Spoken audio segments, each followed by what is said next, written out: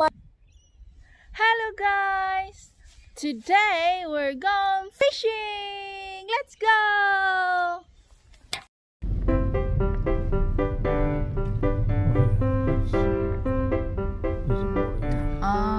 Ito yung pangisdaan dito.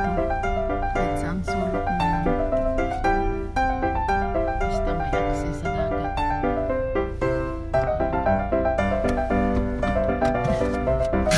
Diyan kami mag-fishing.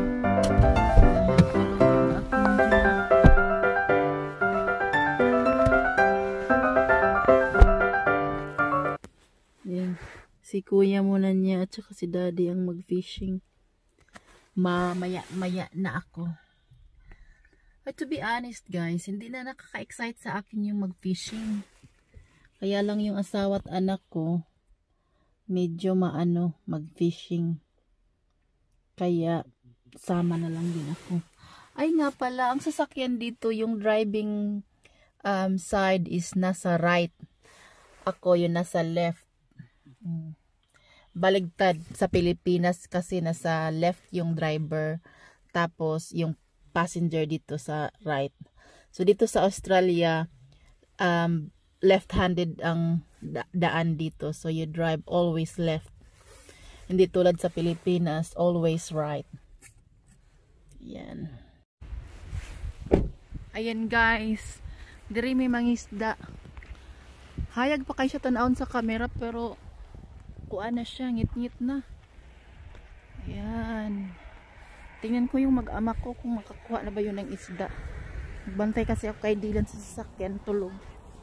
Yun yung sasakyan namin. Tapos mag-ano ako, magbabaktas. Okay, still asleep. Catch any fish yet? Mauni akong mananagat nga mapas mo taan ni kay di ka kuha og isda unsaon na lang ug mo'y panginabuhian, pas mo ang labas.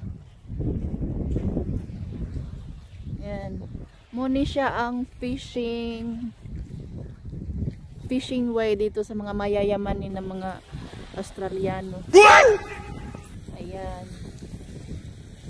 ang ganda. Maliwanag na maliwanag siya sa cellphone ko dito sa video, pero dark na siya dito sa ano eh. Yan. Gabi na. 6:30 na guys. 6:30 in the afternoon na. Late afternoon. Yan. Wala pa pala silang huli. Balikan ko na lang sila. Pakita ko lang sa inyo kung paano mag-fishing dito. At the moment, napakalamig.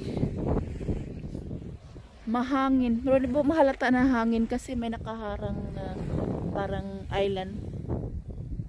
Ayan. Ayan, parang bagong gising lang ang pig, ano.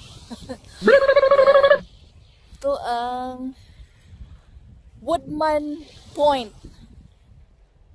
Woodman Point dito sa Perth, Western Australia. Hindi oo, Woodman Point. Yan lang masasabi ko, hindi ko alam masyado kung ano pang more information dyan eh. Woodman Point. We're fishing at Woodman Point, Western Australia guys. I-update ko kayo mamaya pag may huli na yung mga mangingisda ko.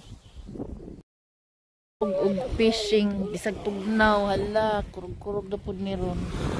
Yan ang isa oh, pagmata. And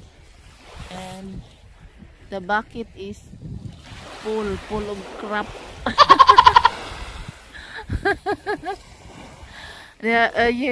My little fisherman, kinsa ang maasawa ani will go hungry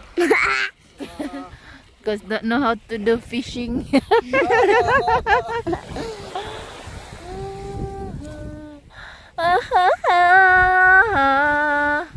Time check, 8 o'clock, wala pa rin kayong huli. Fishing time, wala pa rin huli.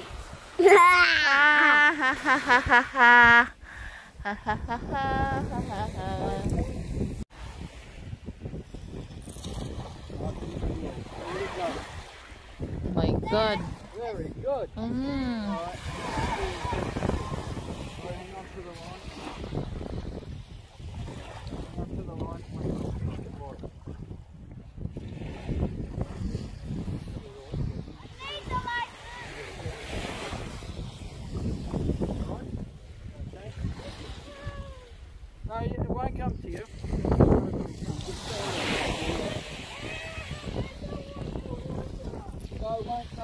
Alingit mo niya akong baby.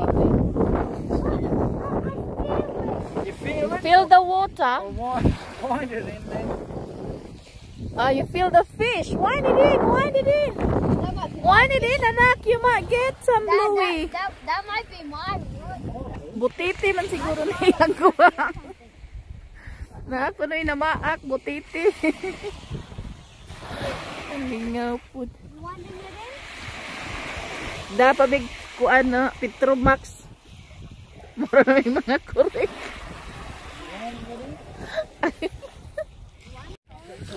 Ayan mga guys, pauwi na kami dahil malamig na.